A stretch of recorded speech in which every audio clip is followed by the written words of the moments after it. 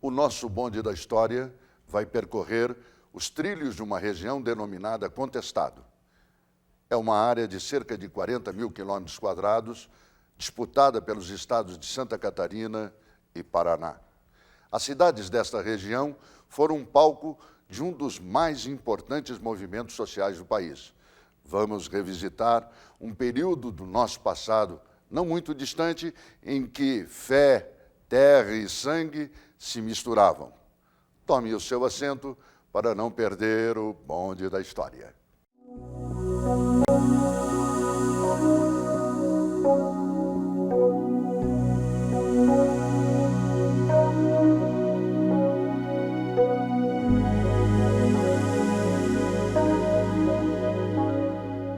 Vamos a 17. Duas primeiras décadas do século XX. O Brasil vivia os primeiros momentos da jovem república e aqui no sul tínhamos a Rota dos Tropeiros, que partia do Rio Grande do Sul em direção a São Paulo. A região do Contestado, no interior de Santa Catarina e Paraná, foi se desenvolvendo muito lentamente a partir do século XVIII. Algumas poucas cidades haviam se desenvolvido no século XIX, e este desenvolvimento se dava principalmente por curitibanos dos Campos Gerais e grupos vindos do Rio Grande após a Guerra dos Farrapos, dando origem a uma sociedade baseada no latifúndio, no apadrinhamento e na violência.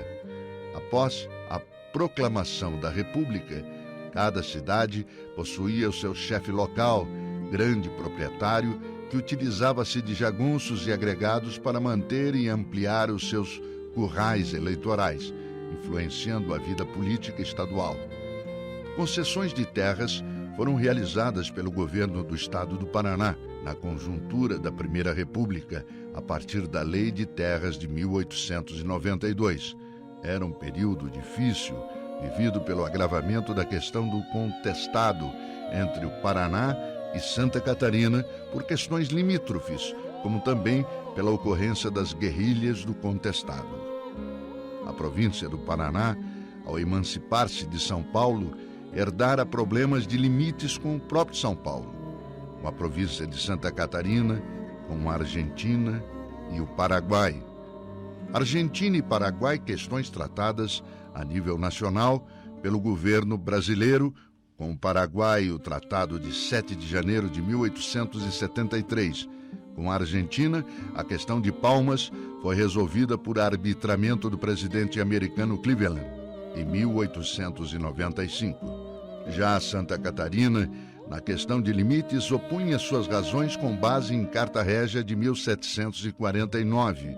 O Paraná, alegando o princípio da posse e da utilização, demonstrava que as terras contestadas haviam sido povoadas por paranaenses em União da Vitória, Palmas e Timbó.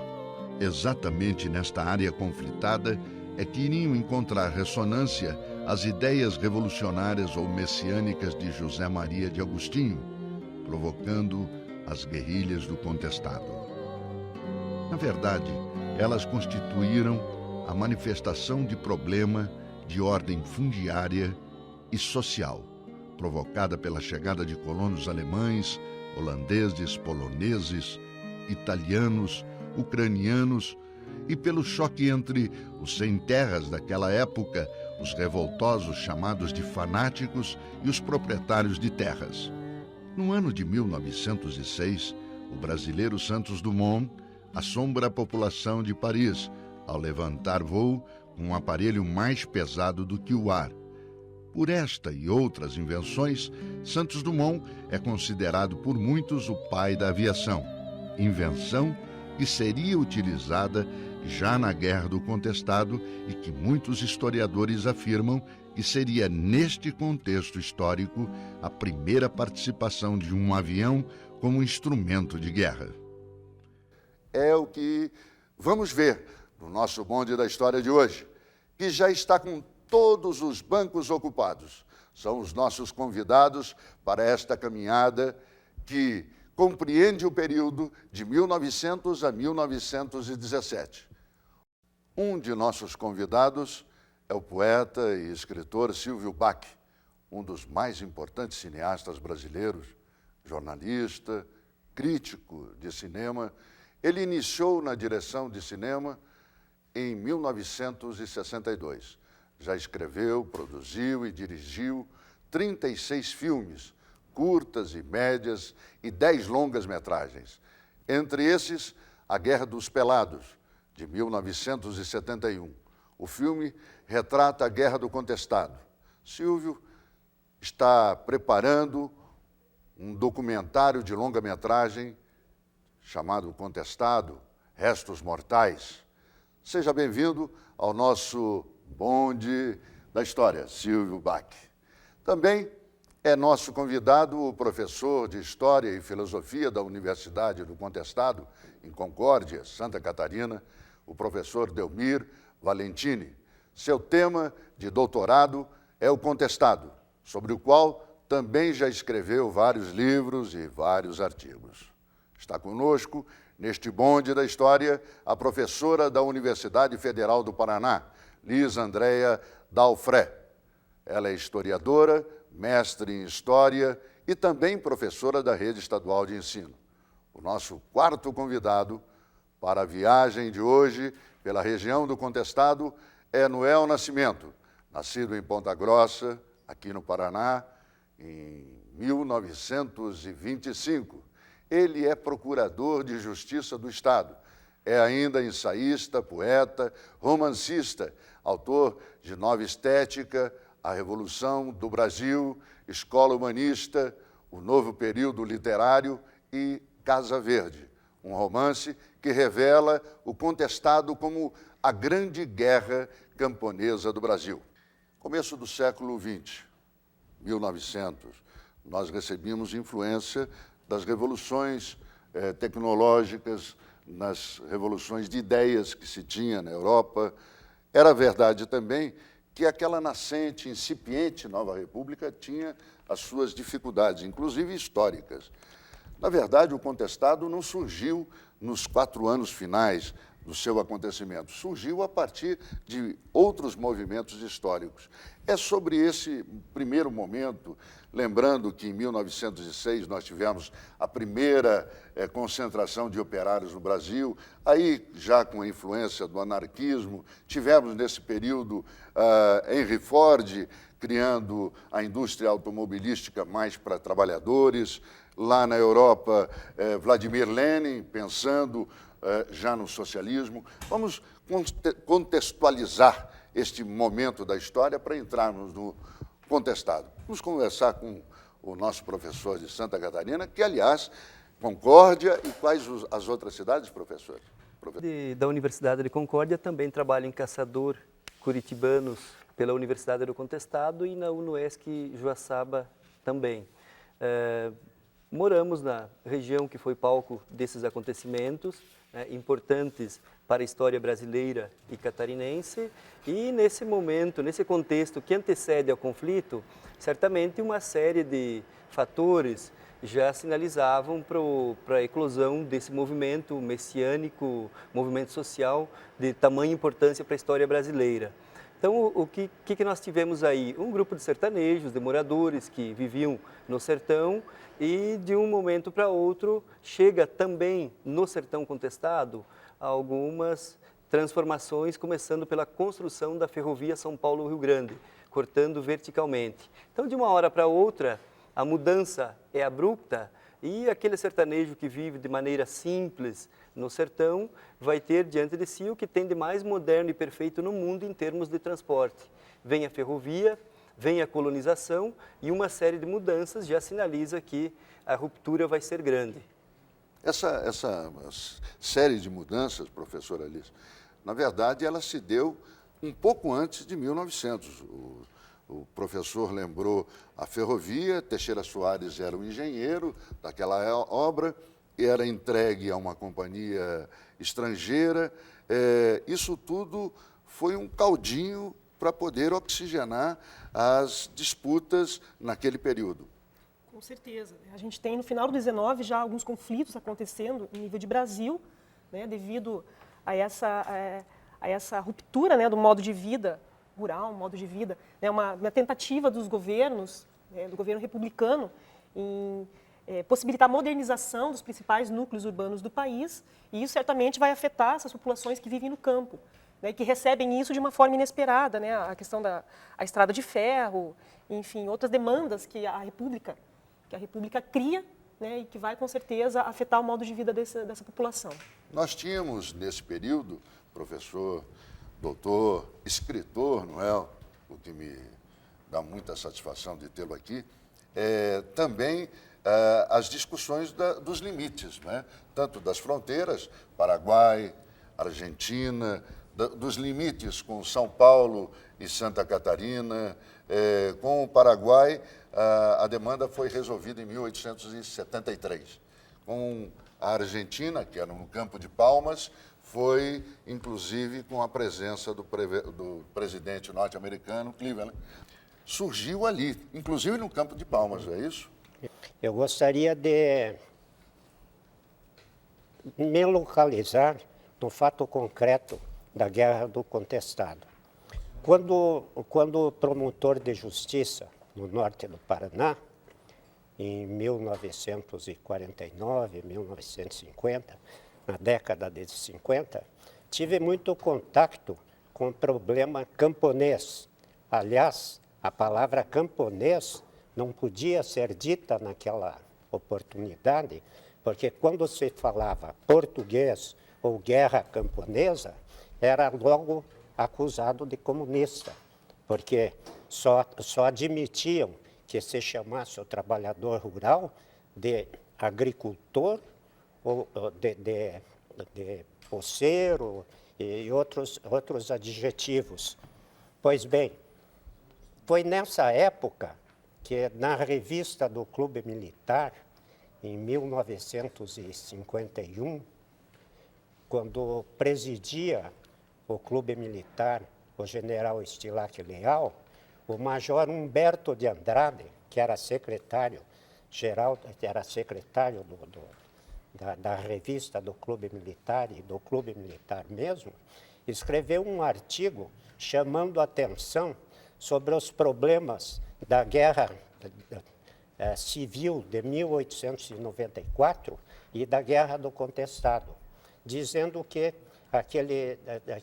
aqueles eventos não estavam sendo bem analisados e que estavam sendo objeto apenas de teses como de fanatismo religioso, messianismo, etc., e que, no entretanto, era um movimento social de grande importância na história.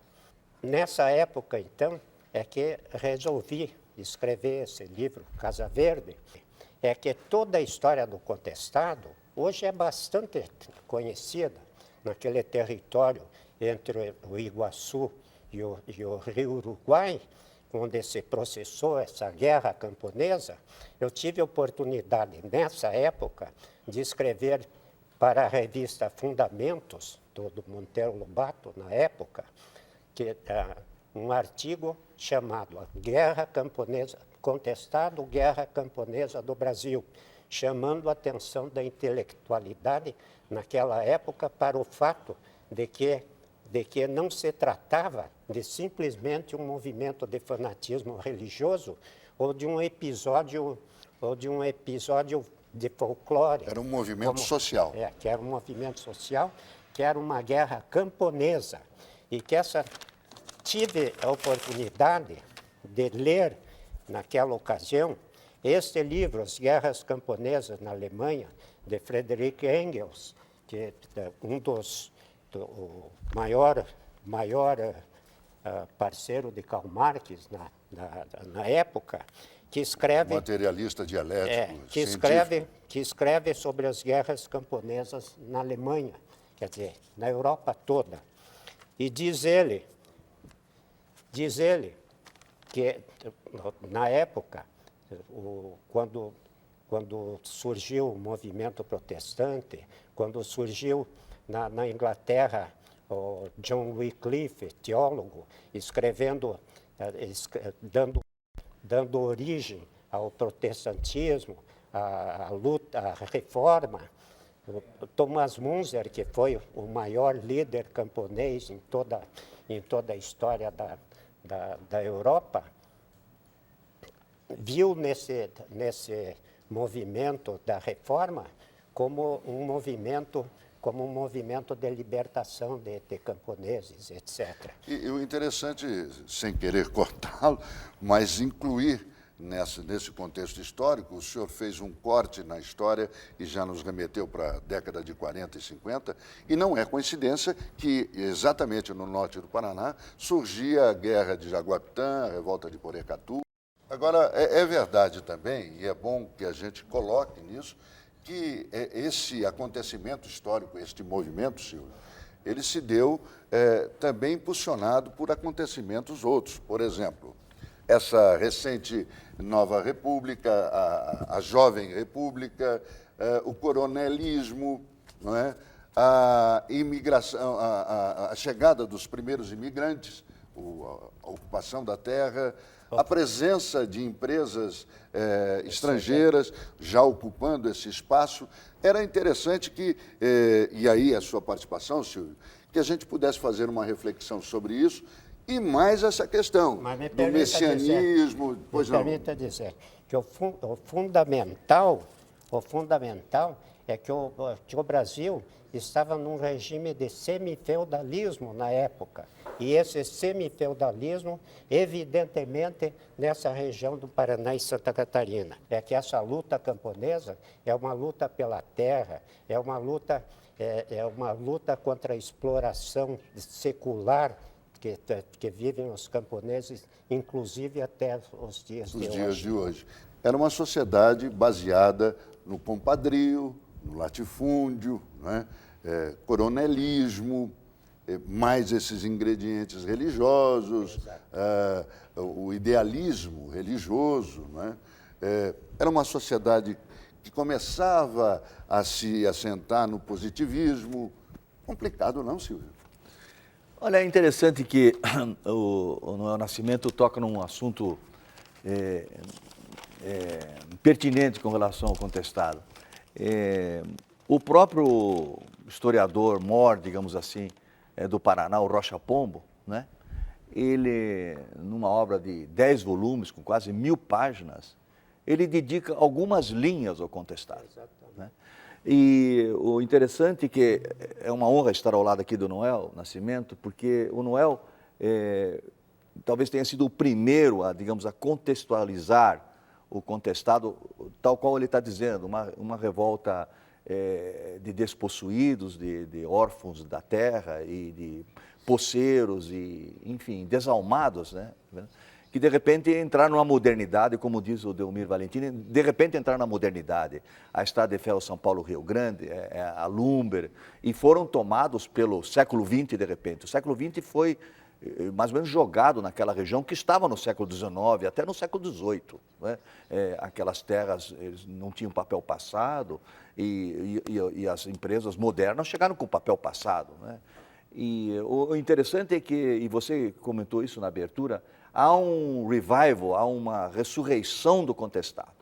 É uma coisa que já vem vindo. Eu fiz a Guerra dos Pelados há quase 40 anos atrás, mas apesar do filme circular muito, ser exibido, tudo isso, mas só mais recentemente, nos últimos 20 anos, é que hoje o contestado é bastante estudado. Aliás, é mais estudado em Santa Catarina que no Paraná. É estranho que no Paraná a academia se interesse pouco. Aqui tem poucos historiadores. Além do Noel, tem o Fredericinho Marés de Souza, que escreveu um livro em 78, eles não acreditavam na morte, tem pouquíssimas, tem a Liz, que fez um mestrado, e tem outras coisas acontecendo, mas não muito. Em Santa Catarina, há várias teses de doutorado feitas e em fase de terminar, entendeu? Então, Silvio, por que isso? É difícil entender isso. É ideológico? Não, eu acho que não. Descomprometimento, desconhecimento? Eu acho que não. São circunstâncias, sabe, históricas, regionais também, sabe. Paraná e Santa Catarina, eu sou catarinense de nascimento, mas me criei no Paraná, sou um paranaense de coração, mas o Paraná e Santa Catarina são dois estados muito tímidos, não é? O Paraná e Santa Catarina não tem aquele impulso de se vender, entre aspas, como tem o Rio Grande do Sul, como tem a Bahia, como tem o Rio de Janeiro, né? Como tem Pernambuco, o Ceará. O Paraná tem uma timidez, embora tenha uma história riquíssima, e a própria Guerra do Contestado, o maior conflito armado pela posse, pela usurpação da terra do século XX, ainda é uma revolução, uma guerra civil submersa. Alguns chegam a dizer que talvez no Contestado tenha faltou uma visão euclidiana. É o que saberemos daqui a pouco e conheceremos os nossos personagens, os personagens envolvidos na história do Contestado. Não saia daí para não perder o bonde da história.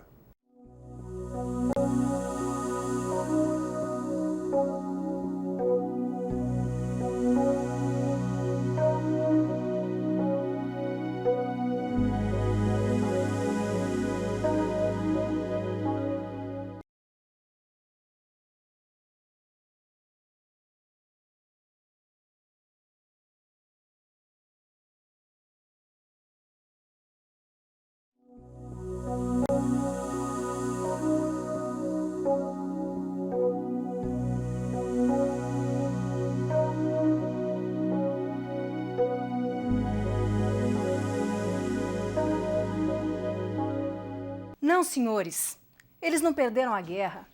Só perde o combate quem fica de fora, quem é alvejado pelas balas que vêm de lá sem nunca ter se dado conta.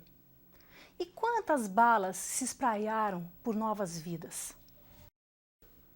Balas do abandono, balas da fome, balas da miséria, balas mortais da quase não existência. Não perde a guerra quem tem consciência. A guerra perde quem fica alheio. O alienado, o submetido, o prostrado. Não os guerreiros do contestado. Esses semearam o inconformismo. Cada um foi um indignado. E a vitória é maior do que plantar na alma da gente a dúvida sobre a verdade estabelecida? Oh, minha gente querida, me ouça! E que me ouçam também os senhores. Desçam do pedestal frágil em que em vão subiram e, se tiverem coragem, me olhem de frente. Pois eu gritarei de dedo em riste, respeitem o que é meu! Lhes direi que não há vitória maior do que olhar nos olhos dos senhores e dizer: nem todos vocês juntos são melhores do que eu.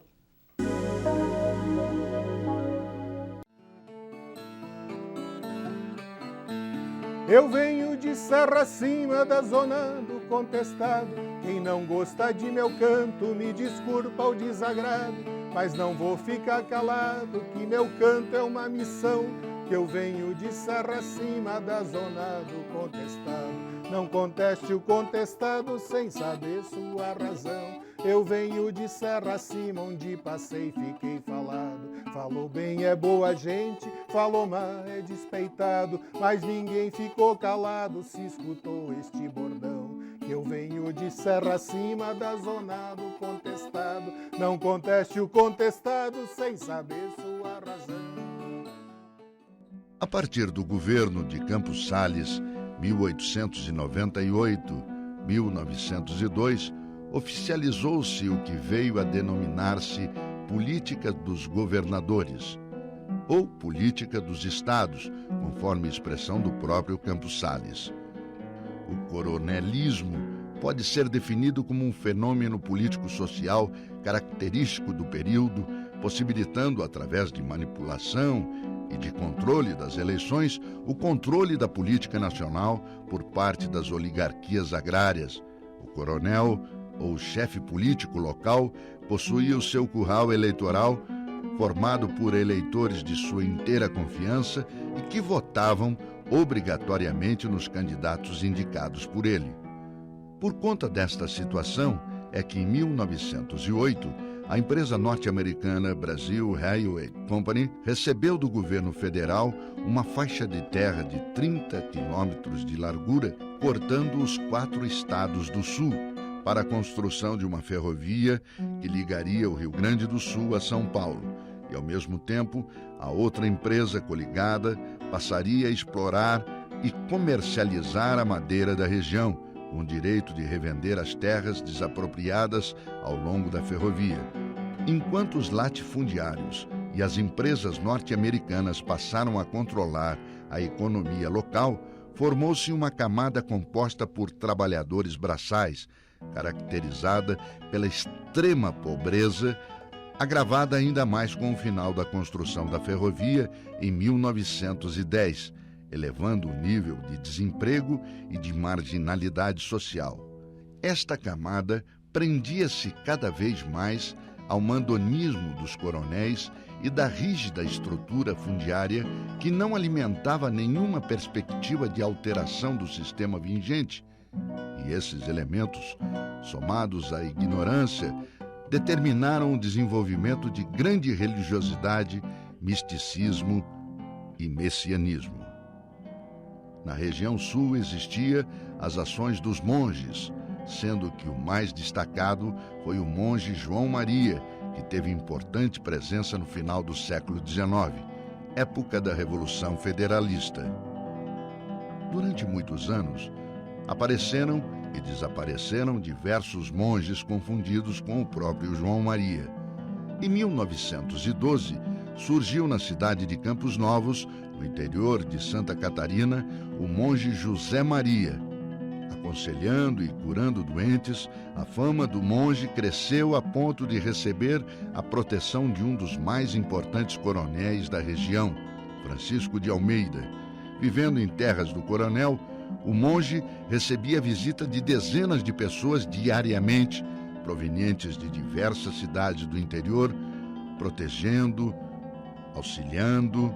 O monge passou a ser sinal de prestígio político. Por isso, a transferência de José Maria para a cidade de Taquarussu, em terras do coronel Henrique de Almeida, agudizou as disputas políticas na região, levando seu adversário, o coronel Francisco de Albuquerque, a alertar as autoridades estaduais sobre o desenvolvimento de uma comunidade de fanáticos naquela região. Apoiando a provocação do nosso poeta, do nosso cineasta, a genialidade do Silvio, por que Santa Catarina, mesmo que tardiamente, mas já fez o resgate? Era interessante conhecermos um pouco a partir da sua reflexão, professor. Eu acredito que passa bastante pela toda a historiografia do contestado, começando a forma como nos primeiros anos ela foi para a imprensa, escrita. A maior parte dos relatos partiram de militares, muitos envolvidos na campanha, e aí temos Herculano de Assunção, o próprio general Setembrino, mais tarde João Otaviano Pinto Soares, tantos outros que escreveram, a maior parte deles ainda sentindo o calor do combate, o cheiro da pólvora, como diria o Cabral, e a partir daí, lá pela década de 30, saem escritos religiosos, e até 50, praticamente toda a literatura do contestado, ela fica aí nessa visão, né, que mostra uma campanha do contestado, assim entendida pelo Exército Nacional, né, aonde estiveram no contestado, lutando, toda uma bravura, todo um heroísmo, combatendo um inimigo, né, que mesmo sertanejo, mesmo analfabeto, tinha táticas de lutas bem interessantes e que enfrentou o poder do canhão, o pioneirismo da aviação militar e tudo que o Exército tinha na época de tecnologias bélicas.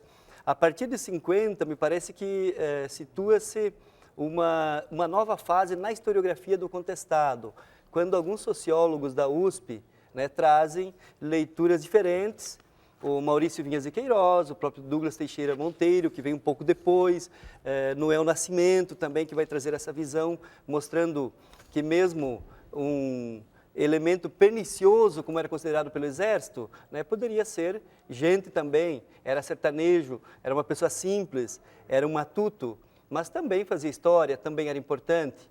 Aí na década de 80, 70, já vem o teatro do Romário Borelli, muito interessante também, traz uma visão diferente, mostra o sertanejo, né, como protagonista da história. E depois, na década de 80... Em 70, 71, a Guerra dos Pelados do Silvio Bach também, que vai trazer para a tela, né? Aliás, e pela foi primeira polêmico, vez, né, um assunto que até então é praticamente invisível, as pessoas estão lá, estão vivas, estão sentindo, quem lutou foi o pai, foi o avô, e no entanto não se fala. Há um silêncio generalizado por parte das pessoas, né, que não falam sobre a guerra no contestado, que preferem o silêncio, a maior parte dos que lutaram, ou negam a participação ou carregam para o túmulo a experiência e os relatos que poderiam... vergonha, professor? Vergonha, um pouco de trauma também, pela situação, pela forma como foi colocado a temática no debate da historiografia também. Aquelas manchetes, sanguinários, fascínoras, bandidos, ladrões. Eu reputo como uma posição ideológica da imprensa e de alguns historiadores. Né? Com certeza, quando Adeodato foi preso, né, num jornalzinho local circulou a manchete: o demônio está preso, é ele mesmo, em carne e osso. Então, quer dizer, quem esteve no lado do Adeodato, no lado do demônio, assim também seria. Né? E medos de perseguição também. Né? Então, as pessoas acabaram guardando esse silêncio, pelo trauma, pela vergonha, né, entendendo que foram culpadas. Né, durante muito tempo, pesou nos ombros dos sertanejos a culpa pelo derramamento de sangue, por toda aquela situação. Mas é na década de 80, acredito, em Santa Catarina pelo menos, né, que começa a se ressuscitar o contestado. Aí sim. Um dos primeiros catarinenses foi o Aljor Ávila da Luz. Isso, em 53. Escreveu, era promotor de justiça lá também, isso, em Santa Catarina.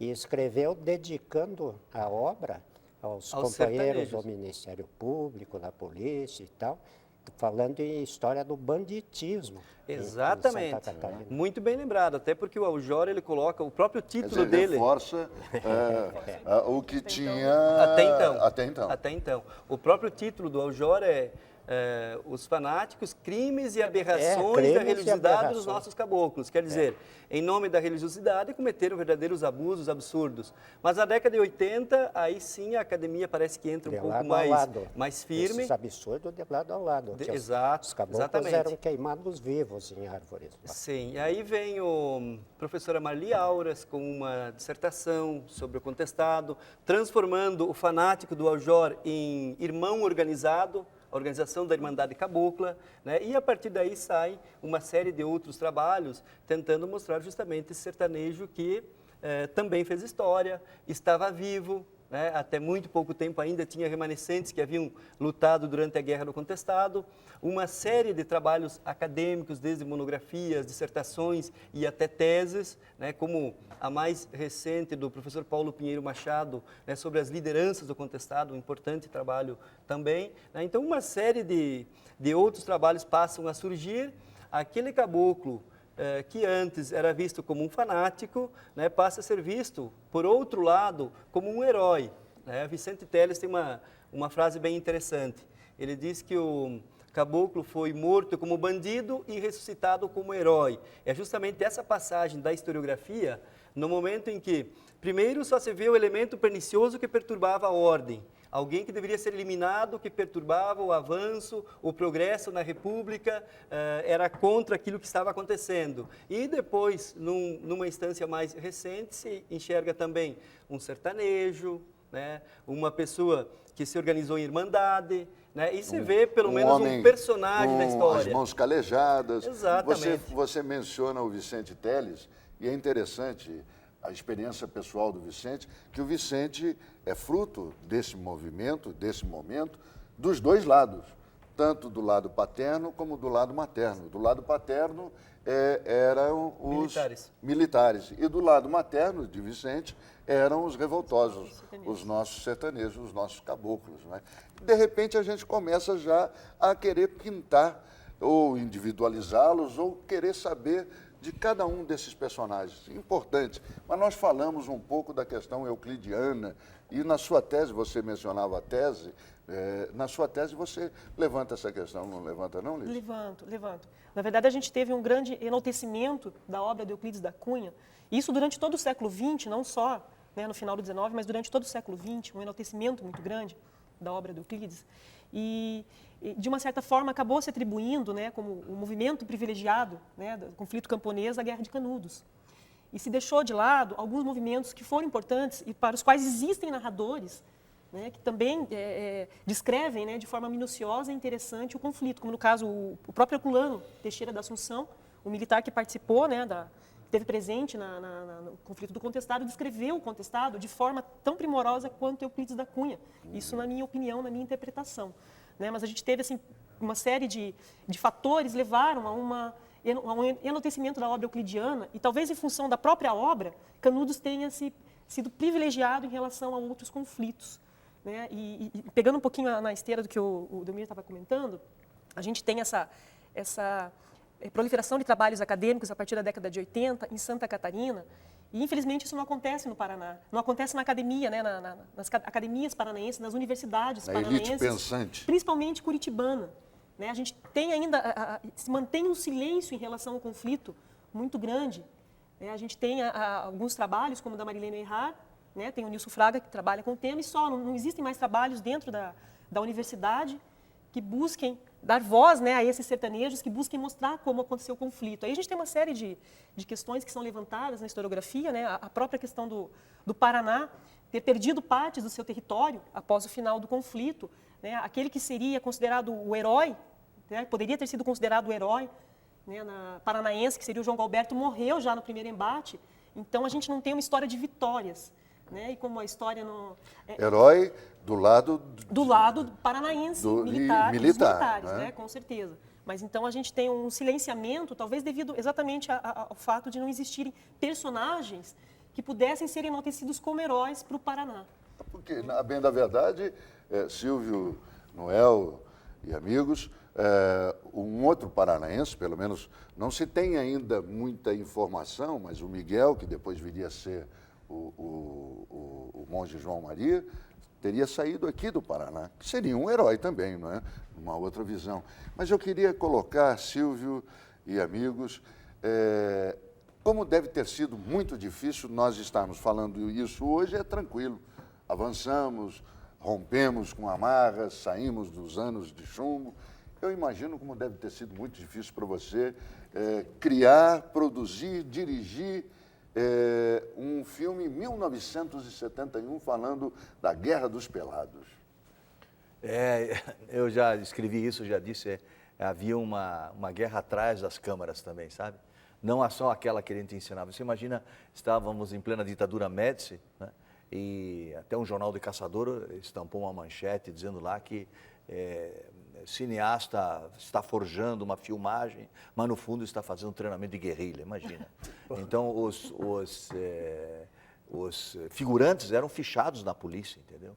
E na época que a gente ia iniciar as filmagens, aconteceu o incidente do Lamarca, lá em Registro, e com isso o Exército literalmente nos abandonou, tivemos que fazer, mas tivemos o apoio da Polícia Militar do Paraná, interessante isso, e da Polícia Militar de Santa Catarina, que as poucas armas e as metralhadoras, as coisas foram cedidas até pela Polícia Militar do Paraná, que não entrou nessa paranoia, sabendo que nós estávamos fazendo um filme baseado num grande romance, são dois grandes romances sobre o contestado, que é o Casa Verde, do Nascimento, e do Guido Vilmar Sassi, A Geração do Deserto. Aliás, o Guido Vilmar Sassi foi o primeiro a dizer que faltou um Euclides da Cunha. Isso acabou se transformando assim, numa espécie de label, de emblema do contestado. Aí você lembrou bem que tem outras pessoas que entraram na história e contaram entre verdades e mentiras, o contestado tão bem quanto Euclides da Cunha. Claro, isso não é um campeonato para ver se Canudos era maior ou menor que o contestado, só que o Canudos levou 6 meses, ou 9 meses, e o contestado levou 4 anos. Né? E, enfim, não é um campeonato, mas na verdade, em termos de essa invisibilidade do contestado, deve-se a isso. E na época que a gente foi filmar, eu vinha de uma década, não esqueça que a década de 60 foi uma década de extremos ideológicos, né? E a questão da terra tem 507 anos, né? Ela começou em 1500, ela está irresolvida até hoje, né? A questão da terra no Brasil, da posse e da usurpação da terra.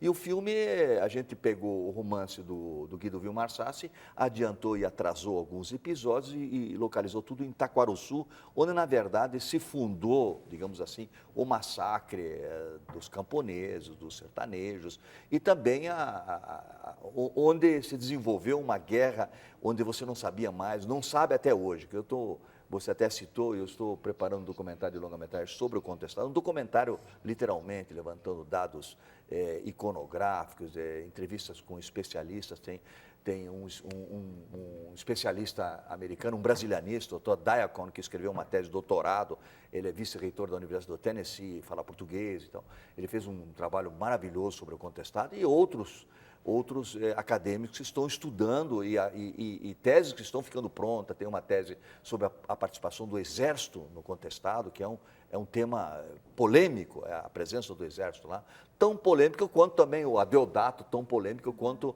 aqueles maragatos, aqueles que vinham da Revolução Federalista, que se aproveitaram desse movimento que tinha uma certa puerilidade, era uma coisa pueril, assim, uma coisa quase inocente, baseado num cristianismo lá de quinta, sexta mão, entendeu? Não se sabia exatamente se eles eram a favor ou contra a igreja. O fato que se eram monarquistas se eram monarquistas ou não era, isso tudo é uma coisa muito nebulosa. A Guerra do Contestado é um conflito absolutamente complexo, não é?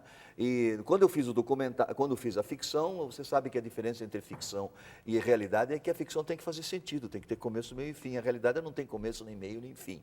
Então, hoje eu estou mexendo com a realidade, ou o imaginário que sobreveio, que veio até hoje, o que é, né? Ali está fazendo um trabalho, já fez um trabalho sobre a mídia, que é um negócio muito, você até comentou sobre isso, né?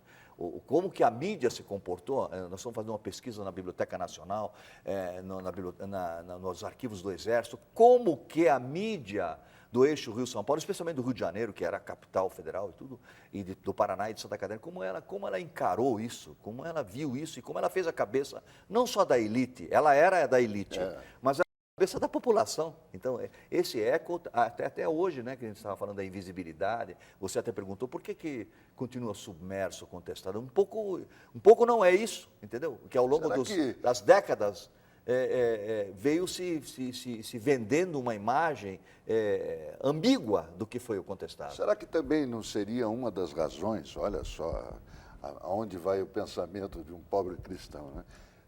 Não seria uma das razões de sermos sufocados, de sermos, é a palavra certa, como plural, enquanto sul. Nós, sulistas, sermos sufocados pelo excesso de importação da indústria cultural do resto do Brasil?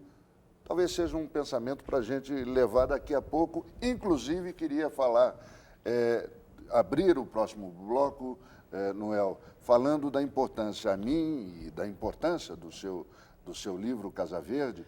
Há 3 imagens, eu era garoto naquele momento de 1970, 71, há 3 imagens que ficaram muito presas na minha cabeça e na minha alma. O livro Casa Verde, o seu filme de 1971 e uma fotografia que eu não me lembro, acho que era de um austríaco, Liz. Sueco. Claro Jansson. Isso. E, aliás, ele faleceu aqui em Curitiba, né? Ele expôs em 1950 e poucos aqui em Curitiba e veio falecer aqui em Curitiba. Aquela fotografia onde tem 16 personagens, todos eles armados, com a revólver, a espingarda, e daqueles... E tem um sanfoneiro até. E tem 2 músicos, um violão e um sanfoneiro. Essa imagem marcou muito a mim. Primeiro porque eram 16 pessoas, metade negros, não é? E deles 2 músicos, ou 2 artistas, o que demonstra que mãos que pegam em instrumento não seguram em armas. É um assunto para a gente levar daqui a pouco, para individualizar os personagens, para conhecermos um pouco os personagens e não ficarmos à mercê do excesso de importação de uma indústria cultural que quer nos sufocar e padronizar um outro conceito. É algo para discutirmos daqui a pouco e você não saia daí para não perder o bonde da história.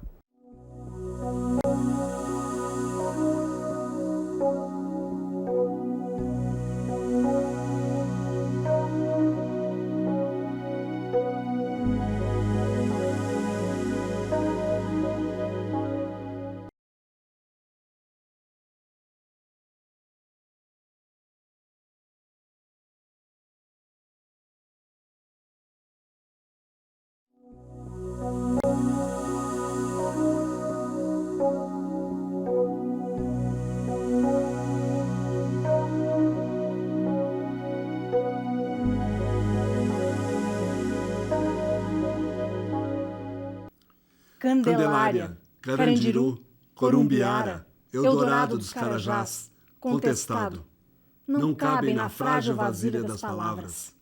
Se calarmos, as pedras gritarão. João Maria não morreu, seu corpo foi encantado, estrela de Galileu, sol que ilumina o contestado. Varava este sertão o monge São João Maria, com benzedura e pregação, que o povo ainda glorifica, com oratório e um bordão gorrinho de Jaguatirica. Surgindo da serração, erguendo sempre uma cruz, onde viveu neste sertão, Santo Cruzeiro identifica, com oratório e um bordão gorrinho de Jaguatirica. O Paraná de 1900 a 1916. Apesar de manifestações esporádicas de simpatia pela República e a fundação de jornais e clubes republicanos, o movimento nunca chegou a tomar grandes proporções no Paraná. Sua Constituição Estadual só foi promulgada em 1892. A partir de 1900, o Paraná passou a ter governantes, presidentes e vice-presidentes do Estado, eleitos em comícios populares. A província do Paraná deveria ter os mesmos limites da antiga comarca, em consequência do que se prolongou até a segunda década do século XX, uma complicada questão de fronteiras com Santa Catarina, surgida desde a descoberta e a ocupação dos Campos de Palmas. Por 3 vezes, Santa Catarina obteve ganho de causa no Supremo Tribunal Federal, mas o Paraná embargou as decisões.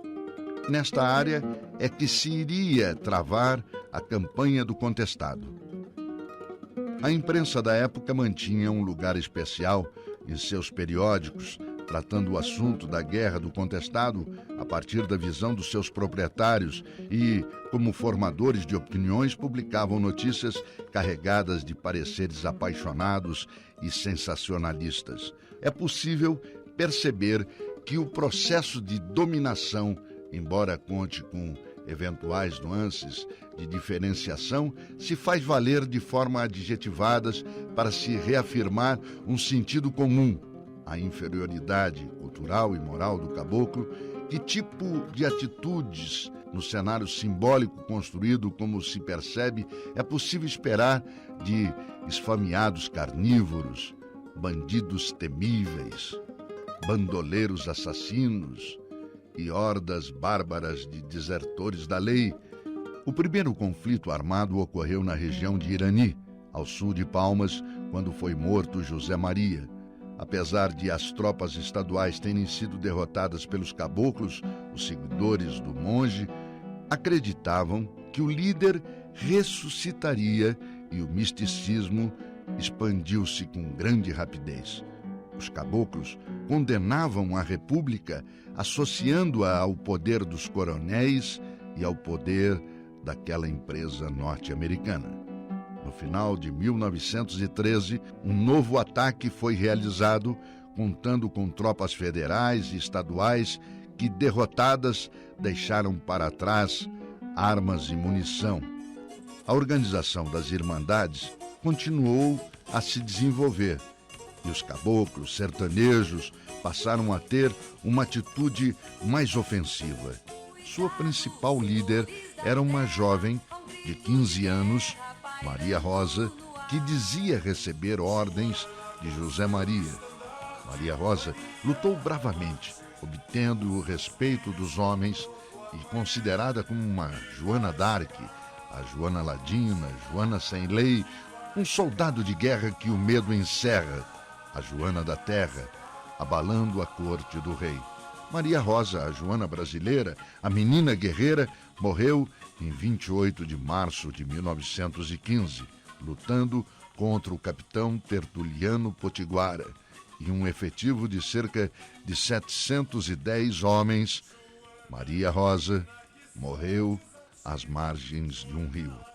Dezembro de 1914, começa o ataque final, comandado pelo general Setembrino de Carvalho, vindo do Rio de Janeiro, à frente das tropas federais, ampliada por soldados do Paraná e de Santa Catarina.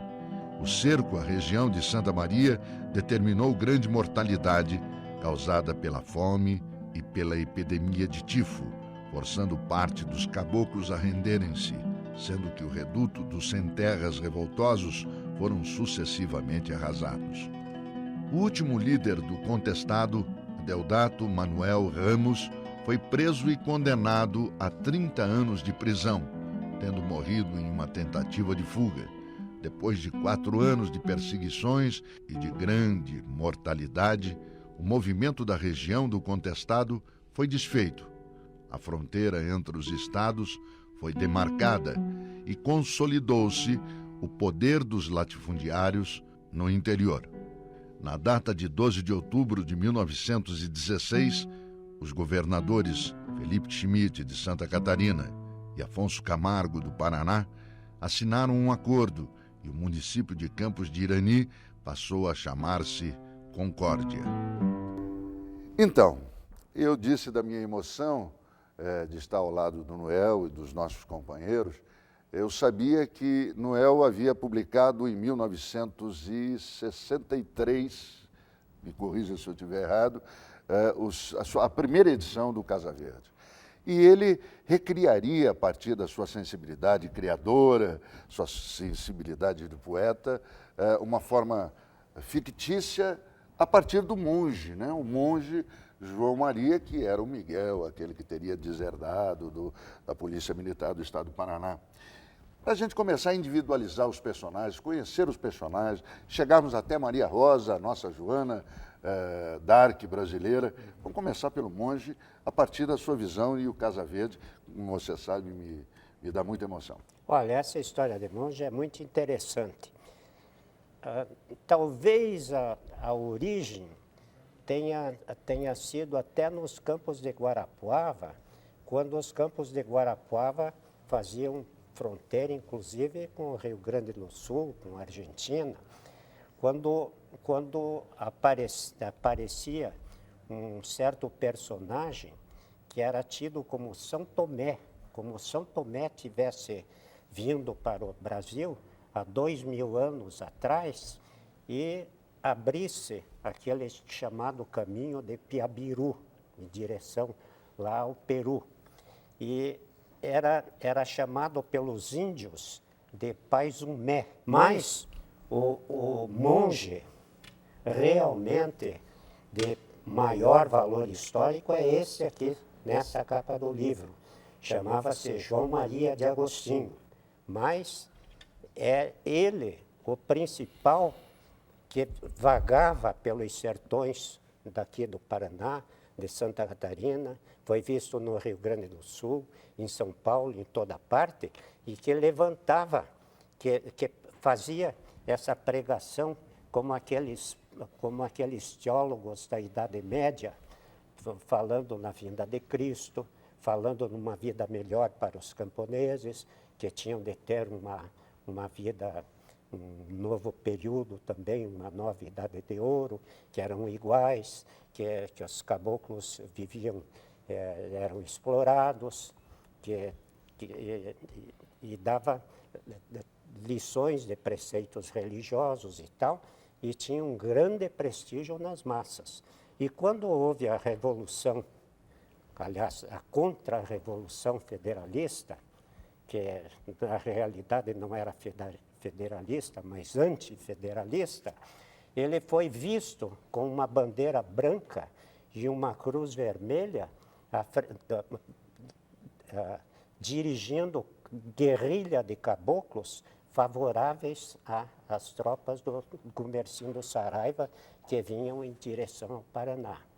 Agora, depois é que surgiu o Miguel Lucena de Boaventura. Depois surgiu esse Miguel Lucena de Boaventura. Lá nos Campos de Palmas. Logo depois da rendição da Lapa. Na Lapa, o exército, o Regimento de Segurança do Paraná desertou na Lapa. desertou porque estava perdendo a batalha para as tropas do Gumersindo Saraiva. E dizem que esse Miguel Lucena de Boaventura poderia ter sido um daqueles desertores que foi para os campos lá de Canoinhas e tal. José Maria, esse Miguel, é que formou os pequenos aldeamentos de Taquarussu, e que apareceu nos campos de curitibanos. Acho que era interessante a gente colocar, você disse que ele saiu ali, o Miguel, o Boaventura, saiu... Chamava-se José Maria, eles conheciam como José Maria. E como é que a Maria Rosa, e você diz isso no seu filme, a Maria Rosa acaba conhecendo o João Maria, o Miguel, e ela assume o comando depois da morte dele, né? Foi isso? Eu acho que você conta isso no seu filme. O meu filme é uma ficção. A gente não pode esquecer que quando você faz ficção, você tem uma liberdade poética muito grande, não é? Essa personagem que tem no filme, que é, no fundo, calcado no romance do Guido Vilmar Sassi, que é a Maria Rosa, mas que no filme tem um outro nome, inclusive ela se chama Virginiana e tal. Mas eu, na verdade, como eu mexo com imagem, você levantou uma questão pertinente com relação àquela foto, não é, do Claro Jansson, né? Essa foto é a foto, digamos assim, padrão, é a foto legenda do contestado. E muitas pessoas pensam que aqueles 17 ou 20 personagens que estão ali são pelados. Não são. Aqueles são vaqueanos. Os vaqueanos eram uma espécie de exército auxiliar do próprio exército e das polícias militares do Paraná e de Santa Catarina. Teve coronel lá que tinha 900 vaqueanos, que era um verdadeiro exército. E gente toda que vinha da Revolução da Revolução Federalista, gente experimentada, não é? E que... Aliás, Noel passou agora por isso. E que tinha uma obediência, assim, total ao coronel da região, né? E é interessante que essa imagem do Claro Jansson, o Claro Jansson, que era sueco, ele era funcionário, ele foi contratado pela Brasil Railway, essa empresa que construiu a Estrada de Ferro São Paulo-Rio Grande, que atravessa o contestado, né, do Rio Iguaçu até Marcelino Ramos, até o Rio Uruguai, e que também foi fotógrafo da Lumber, né, que é o Hotel Delmiro Valentini, está fazendo um doutorado sobre a Lumber. E esse fotógrafo, ele fez imagens assim antológicas. E na nossa pesquisa agora, para fazer esse documentário sobre o contestado, nós descobrimos um outro fotógrafo, um polonês. Aliás, quando eu falei há pouco sobre os poucos paranaenses que se interessaram, além do Noel Nascimento aqui, que está do nosso lado, que é uma genialidade viva que está aqui do Paraná, é o Noel. Tem um outro historiador, o Rui Wachowski, que faleceu, moço ainda, e que escreveu sobre os polacos lá no contestado. Ali o contestado, os polacos, num determinado momento, na região de Canoinhas, tentaram criar um estado independente. Os polacos que tentaram criar um estado dentro do contestado. Então, e ali nós descobrimos em Canoinhas os herdeiros de um fotógrafo tão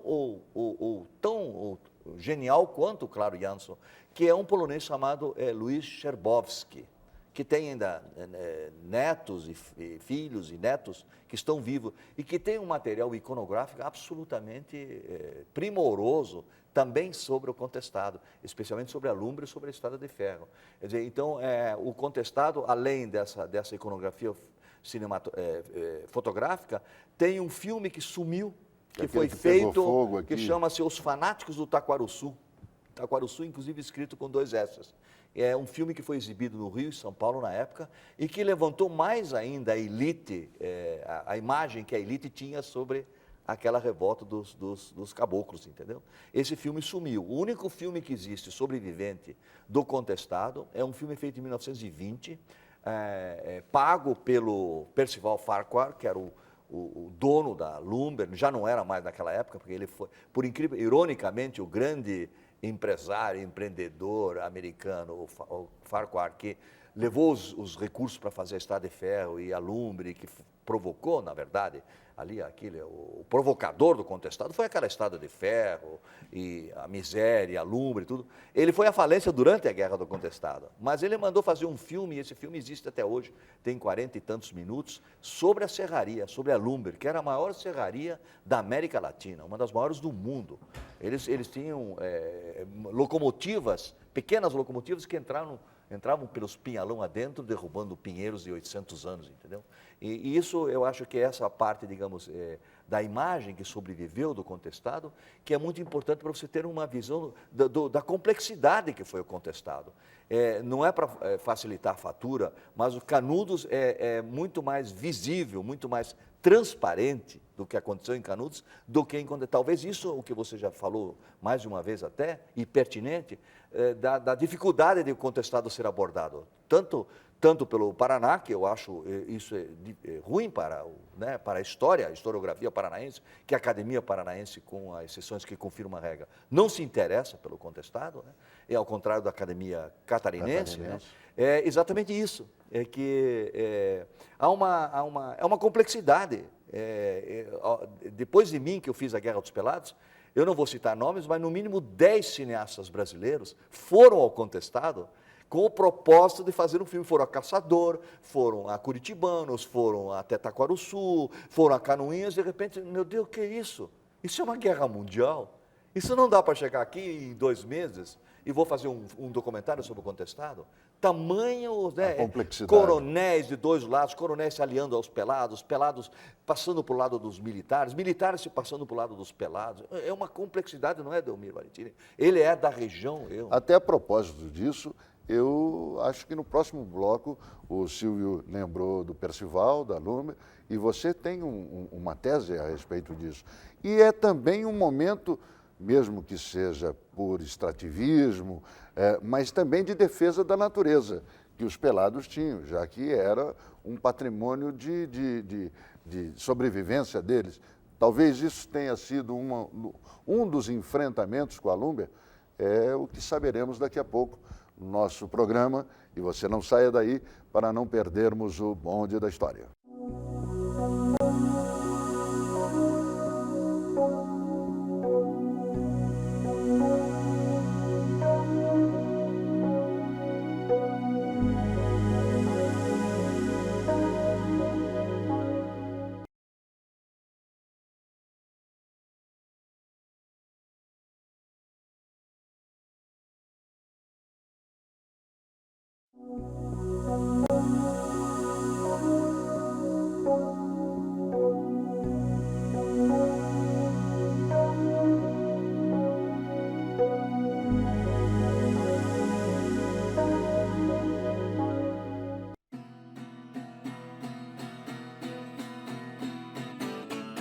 Não foi tufão, nem foi temporal, foi a jagunçada. Foi a jagunçada que acabou de passar. Um jagunço quando passa, deixa a lenda e fumaça, deixa as coisas em desalinho, deixa a bala em cada pinho. Tem jagunço de tocaia na beira do timbó, por perto que saia, que jagunço não tem dó.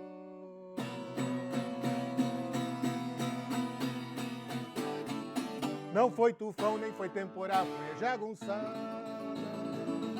Foi a jagunçada que acabou de passar.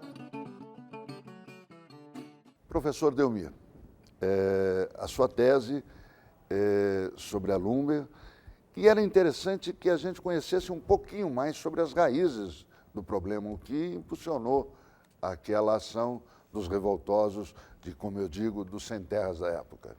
Não tem como entender a história do contestado, ou, falando guerra do contestado, é um tempo delimitado. A história do contestado tem período anterior, tem período posterior, e tem uma série de circunstâncias necessárias para esse entendimento. Aliás, essa complexidade que o Silvio levanta muito bem, né? Hoje nós encontramos, no mínimo, centenas de bibliografias sobre cada um dos temas aí, ou das questões que envolveram propriamente o conflito. Questões políticas, limites entre Paraná e Santa Catarina, disputa política entre coronéis, a questão econômica, a chegada de poderosas forças do capital internacional de uma hora para outra no chão contestado, questões messiânicas abordadas pelo Noel, desde o primeiro monge, e toda uma marca presente até hoje nos cruzeiros, nas fontes, as pessoas idolatrando o monge que teria passado por Porto Alegre, que teria andado por todo o contestado, deixando marcas visíveis, muita crença. E aí esse contexto se faz necessário entendê-lo, porque é justamente esse sertanejo que não tem assistência que vai acreditar nas profecias do monge, que vai aceitar quando o monge receita a erva de São João Maria, como é chamada, a vassourinha, né? Então é nesse contexto da vida simples que levava o sertanejo, associando aí com as mudanças estruturais que acontecem no mesmo momento na sociedade brasileira, que as transformações levam ao conflito armado. Quando nós falamos da Lumber, por exemplo, é uma das subsidiárias do norte-americano Percival Farquhar. Entre elas... Deixa eu fazer um parênteses aqui. Isso. Dizem alguns historiadores, não sei se é verdade, que ele teria se encontrado inclusive com o Vladimir Lenin. Você afirma isso? Você confirma? Ele esteve também envolvido com projetos na Rússia, um magnata, mega empresário como foi. Ele até teve contato com soviéticos na época, não sei especificamente com o Vladimir, mas enfim, ele esteve na Rússia também. Já que era um mega empresário e que se instala na América, o Gould chega a chamá-lo de faraó americano, devido aos investimentos. Com certeza, a instalação da maior madeireira do mundo, da segunda maior do mundo, a maior da América, no chão contestado, vai provocar profundas mudanças, né? A exploração comercial da madeira, de uma hora para outra, ela vai levar a transformar todo um cotidiano que existe, sertanejos que vivem do pinhão, que acreditam no monge, e de uma hora para outra começam a ver os pinhais devastados com o uso de alta tecnologia.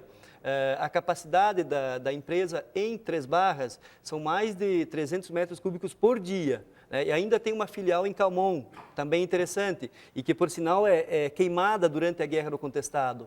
Em 1914, um grupo de sertanejos ataca e acaba queimando essa filial do Percival Farquhar, como uma forma também de mostrar que não está contente com as mudanças que estão acontecendo.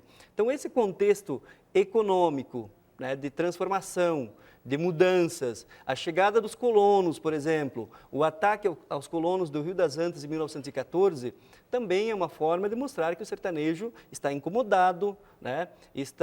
Não está contente com o que está acontecendo.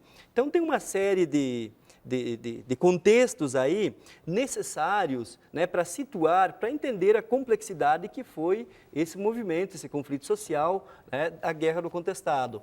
Tem ligações, me perdoe, tem ligações com Madeira Mamoré, a ferrovia? É o mesmo grupo, grupo. São 38 subsidiárias que ele tem, inclusive a Lumber, que é o objeto de estudo que eu estou levantando agora. Por sinal, essa complexidade levou em 98, 95, a um mestrado que eu fiz na PUC de Porto Alegre, orientado pela professora doutora Núcia Santoro de Constantino, a levantar um material, né, e tentar sintetizar, né, na minha dissertação, pelo menos a preocupação foi essa, do que era a história do contestado, como possível entender os vários aspectos econômico, político, social, situar, até porque surgiu no contestado uma universidade com esse nome, Universidade do Contestado, Caçador, Canoinhas, Curitibanos, Mafra e Concórdia, também, com esse nome, e aí surgiu uma disciplina chamada História do Contestado. Para trabalhar essa disciplina foi necessário organizar algum material, colocar uma lógica, aí que dessa dissertação saiu esse livro, publicado em 98, da cidade de Santa Corte Celeste, Memórias de Sertanejos e a Guerra do Contestado, onde a principal preocupação foi justamente juntar esses contextos e situar quem vai estudar a Guerra do Contestado e também quem vai estudar a história do contestado como um todo, que é muito mais ampla, muito mais complexa. presença numa região que a significação dada a partir da década de 80 é muito grande, onde as famílias até hoje são descendentes diretos de pessoas que tanto participaram do lado do governo quanto do lado dos sertanejos, né? Onde é contestado é o nome de ruas, de praças, de universidade, né? É também uma temática que suscita uma série de investigações hoje e é necessário conhecer melhor, entender melhor, afinal de contas, a história nossa também é importante, né? Também tem uma significação, ela faz sentido para quem mora e para quem nesse meio tempo entende como um evento localizado também no tempo, em determinado local e envolvendo circunstâncias que envolvem não apenas o meio, mas também toda a história catarinense, brasileira e do empreendedorismo também por parte do grupo do Percival, né, e grupos americanos que chegavam, né, para explorar comercialmente a madeira, provocando também a colonização da região, né, e mudanças que acabam formatando a atual sociedade regional, né, por assim entender, toda a área aí do contestado. É interessante que esta empresa, a Road, que teria recebido do governo federal a incumbência de fazer essa estrada, ela teria ganho 15 quilômetros de cada lado da ferrovia. E existia naquele momento a necessidade de se criar ou não criar uma história e apagar a história que havia. Até para poder trazer os imigrantes, os jornais, e nós falamos sobre isso, os jornais citam o fato de uma forma maquiavélica, não é? A ponto de colocar uma ideia criando uma situação. Você passou por isso, você fez na sua tese investigações a respeito, inclusive de manchetes de jornais, o conteúdo dessas notícias, não é, professora? Com certeza. Então, os jornais, inicialmente, eu pesquisei mais o Paraná, né? E o jornal Diário da Tarde, que era um dos mais importantes do Paraná no período. Só para refrescarmos a memória, o jornal, se eu não me engano, me corrija, acho que era do Fido Fontana, que teria sido um empresário paranaense do ramo da erva mate e que teria sido o primeiro a trazer, a importar um veículo da Ford aqui no Paraná, inclusive emplacando o primeiro veículo do Paraná. Então, o Diário da Tarde divulgou muito o conflito, divulgou desde o início, desde quando João Galberto parte para a região do Irani. E durante todo o tempo, né, esse início de conflito, vamos dizer assim, o jornal, então, buscou construir uma imagem desses sertanejos como fanáticos, como pessoas perigosas, inclusive do próprio José Maria, né, como o líder alfabetizado que conduziria essa população, então, para um caminho de guerra. Né? Depois que ele morre, né, o jornal tem uma reorientação e procura, né, num conflito com Santa Catarina, defender seus interesses em relação à questão de limites. Então, além de todos os motivos que o Demir levantou, né, que o Silvio Bach comentou, existe também essa questão de limites, que para o Paraná é importante, eu acredito que para Santa Catarina também. Né, o jornal o tempo todo está trabalhando com essa disputa, né, e o tempo todo utilizando os sertanejos reunidos, né, para atacar Santa Catarina, para atacar os governantes de Santa Catarina. E, além disso, existem muitos aspectos que eu considero ainda nebulosos, né, nesse início de movimento, como, por exemplo, o próprio José Maria, a origem do José Maria. Então, os jornais da época, os próprios militares afirmam que o José Maria era paranaense, que foi um desertor da polícia militar. Você chegou a fazer pesquisa nisso? Eu fui na Polícia Militar do Paraná nega, diz que não foi. Então, não existe um documento que comprove essa afirmação. Né? Então, é bastante controverso. Outra questão controversa seria essa população que estaria, nesse momento, né, além dos sertanejos, os militares comentam que algumas pessoas alguns degredados, né, alguns criminosos haviam sido enviados do Nordeste para a região, de São Paulo para a região. Tem uma pesquisadora do Rio Grande do Sul, a Márcia Espig, que está exatamente tentando levantar quem eram esses trabalhadores, esses criminosos, ditos criminosos, que vieram de fora. Né? Então, ainda é um pouco nebuloso, porque não se sabe quais eram esses grupos exatamente, né? Não eram só os sertanejos que viviam ali, a princípio. Depois nós temos os imigrantes chegando, né? Então, o jornal também comenta, né? Apresenta relatos de sertanejos que criticam a presença dos alemães. Dos alemães, holandeses. E do fato dos alemães ganharem terra enquanto eles estavam perdendo as suas terras, né? A questão da desapropriação. Na verdade, assim foi também com os negros, né? Então, não era diferente. Aconteceu isso e houve um embranquecimento da história, talvez até para não afugentar os novos imigrantes. Isso. Houve vamos dizer, propaganda de embranquecimento. Na verdade, a população é mestiça. E na região do Contestado isso é muito evidente a partir da imagem que você falou, enfim, de outros elementos também. Então ainda é muito nebuloso. A história do Contestado, eu acredito que ainda seja muito nebulosa em muitos aspectos, e por isso ela é muito complexa, é difícil a gente definir, delimitar e falar foi isso, foi... Né? Então, quer dizer, cada grupo envolvido vai ter um motivo, vai ter os seus motivos para participar. Né? Na região do União do Vitória, a gente tem esses coronéis que estão disputando a propriedade da terra, né? Influenciando os seus agregados, influenciando a população. Né? Então, é possível recontarmos a história já mais dentro da sua visão, pela sua sensibilidade, para que as novas gerações possam ter acesso a uma verdade, vamos dizer, mais verdadeira? Eu acho que há uma verdade muito simples de saber. É que o Brasil, naquele período, era um país com semi-feudalismo, tinha organização semi-feudal. Tinha razão Euclides da Cunha quando dizia que há uma servidão inconsciente do homem do campo, uma servidão inconsciente. Essa luta no Contestado foi uma luta contra a servidão inconsciente do homem do campo, dos camponeses, contra as companhias exploradoras, contra os coronéis políticos, contra todo o sistema semifeudal existente no Brasil, na época, denunciada em toda a imprensa nacional, principalmente pelos partidos da esquerda, pelos jornais e revistas de partido de esquerda. É fundamental isso.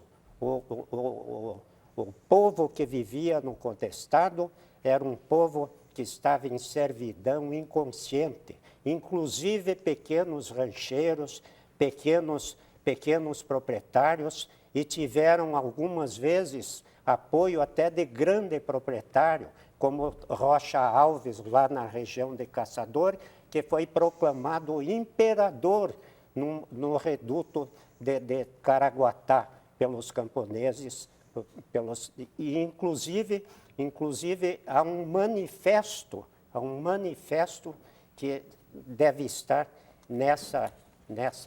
nesse livro aqui, um manifesto escrito por eles, que foi ridicularizado,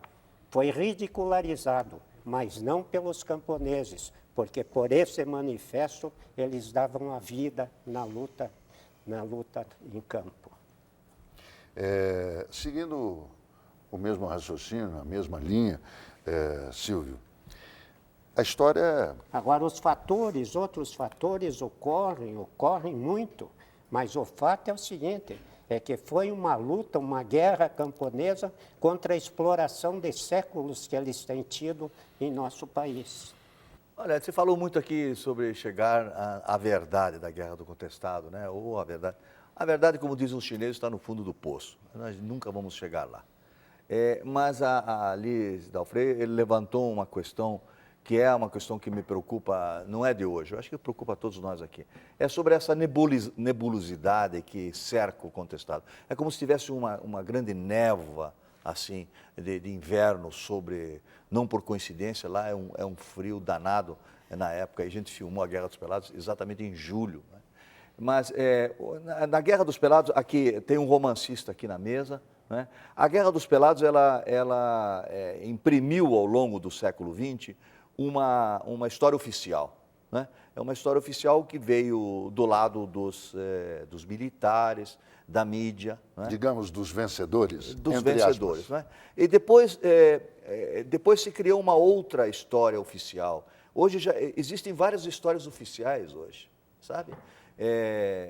Hoje, na própria região do Contestado, existe uma história oficial que já não é mais a história oficial dos militares, né? É uma outra história oficial. Acho que e só os poetas e os romancistas, né? E como dizia o Vargas Llosa, que aliás escreveu um belíssimo romance sobre Canudos, né? Que se você quer conhecer a história de um país, não leia os historiadores, não leia os acadêmicos, né? Porque eles todos estão comprometidos ou com uma religião, com um partido, com uma ideologia. Leia os romancistas, leia os poetas, eles que chegam mais perto na verdade, os poetas são os que chegam mais perto do que a gente poderia dizer a verdade mais crua, assim, mais, né? Porque a verdade sempre é vista sobre algum ângulo, né? Seja ele cineasta, antropólogo, etnólogo, historiador, ou quem, é sempre visto sobre um determinado ponto de vista. O desafio de todos, de hoje para frente, ou de 20 anos para cá, é exatamente tirar essa penumbra sobre que paira sobre o contestado, e talvez aí, voltando ao que você já falou nos outros blocos, esse desconhecimento de fora do Paraná e de Santa Catarina, mesmo em Santa Catarina há um desconhecimento muito grande sobre o contestado, há um desconhecimento no Paraná sobre o contestado, e Brasil afora nem se fala, né? É como se fosse uma marca de cigarro. Guerra do Contestado, que é uma nova marca de cigarro, o que é isso? As pessoas não têm a mínima ideia, né, do que vem a ser a Guerra do Contestado. Daí esse desafio que eu me propus quase 40 anos depois, que eu mexo com esse assunto, nesses últimos 3, 4 anos, voltei ao tema, porque eu acho isso um crime de lesa pátria histórica. O país não conhecer a envergadura desse conflito, como diz o Noel, um conflito de camponeses inconscientes, luta pela terra, pela usurpação da terra, presença de uma modernidade não esperada, mas que era o século XX. O século XX é o século da máquina, o século do cinema, o século das viagens espaciais, é o século do progresso, como diz o comentarista, não é? Adoniran Barbosa. É o humorista, né? O poeta, como você diz. O poeta Adoniran. Então, eu acho que é o desafio para todos nós, sejamos poetas, historiadores, ou romancistas, cineastas, etnólogos, antropólogos, seja, é exatamente desvestir o contestado das várias histórias oficiais que estão se criando nesses últimos 90 anos. Esse talvez tenha sido o objetivo desse programa. Evidentemente que não há uma preocupação de esgotarmos o assunto num só programa.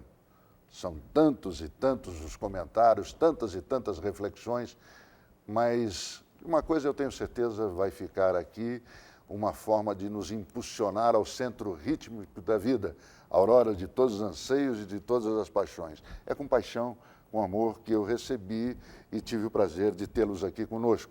Obrigado, professor Delmir, obrigado, professora Liz, obrigado, escritor, poeta, doutor Noel, irmão Silvio, prazer tê-lo aqui. Obrigado pela presença de todos. E você já sabe,